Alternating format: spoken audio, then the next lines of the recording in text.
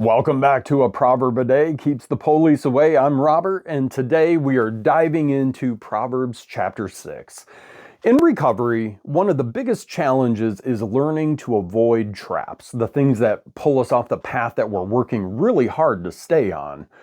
Proverbs 6 is a bit like a roadmap for dodging those traps. So we're going to read through the chapter and then we're going to unpack how these ancient words can give us some modern day wisdom for recovery. So let's get right into it. Here we go, Proverbs chapter 6. Dear friend, if you've gone into hock with your neighbor or locked yourself into a deal with a stranger, if you have impulsively promised the shirt off of your back and now you find yourself shivering out in the cold, friend, don't waste a minute. Get yourself out of that mess. You're in that man's clutches. Go. Put on a long face, act desperate. Don't procrastinate. There's no time to lose. Run like a deer from the hunter. Fly like a bird from the trapper. You lazy fool. Look at an ant. Watch it closely. Let it teach you a thing or two. Nobody has to tell it what to do. All summer it stores up food, and at harvest it stockpiles provisions. So how long are you going to laze around doing nothing? How long before you get out of bed? A nap here, a nap there, a day off here and a day off there. Sit back, take it easy. Do you know what comes next? Just this. You can look forward to a dirt poor life, poverty, your permanent house guest. Swindlers and scoundrels talk out of both sides of their mouth. They wink at each other, they shuffle their feet, they cross their fingers behind their backs. Their perverse minds are always cooking up something nasty, always stirring up trouble. Catastrophe is just around the corner for them, a total wreck.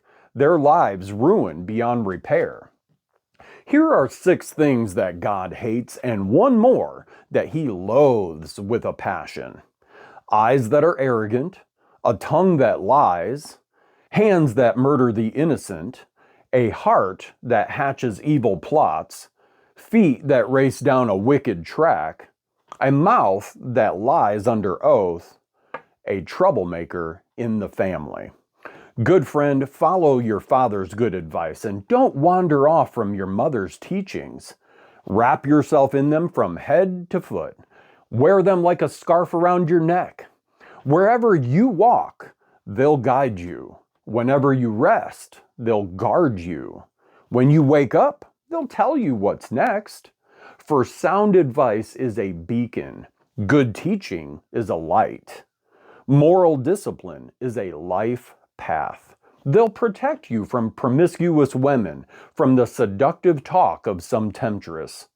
Don't lustfully fantasize on her beauty, nor be taken in by her bedroom eyes.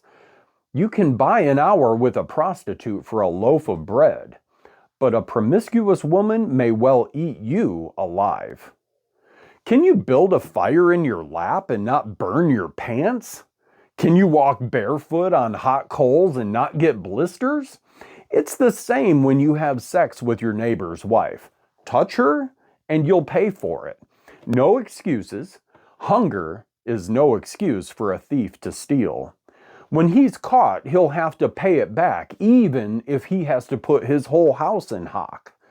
Adultery is a brainless act, soul-destroying, self-destructive. Expect a bloody nose, a black eye, and a reputation that is ruined for good. For jealousy detonates rage in a cheated husband. Wild for revenge, he won't make allowances. Nothing you say or pay will make it all right. Neither bribes nor reason will satisfy him. So friends, reflecting on chapter 6, this gives us a lot of practical advice about avoiding bad decisions and being careful with your commitments and steering clear of laziness. One line that really jumps out to me is, a troublemaker plants seeds of strife, gossip, and separates the best of friends. This hits hard when thinking about recovery. One of the quickest ways to derail progress is by getting caught up in negative influences or toxic conversations. It's really a reminder to keep our circles clean and our minds focused. The thought for the day today is, are you mindful of who or what is influencing your life today?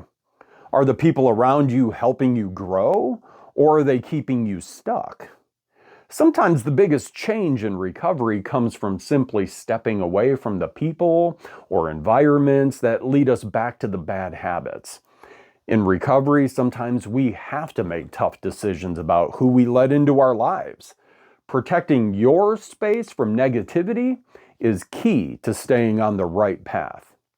The quote for the day, you are the average of the 5 people that you spend most time with. Jim Rohn. What a powerful quote. This really reminds us that who we surround ourselves with plays a huge role in our progress. In our recovery, it's important to make sure that we are surrounding ourselves with people who lift us up and keep us accountable, rather than dragging us back down. Imagine this. You've decided to start eating healthy, but you're hanging out with friends who all want to hit up the fast food joint.